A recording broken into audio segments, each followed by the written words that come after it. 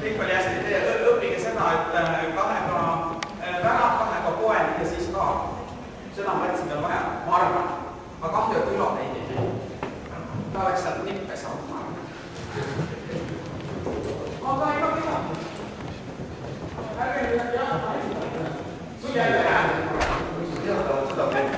Ma tahan hoopis teise nurga öelda, et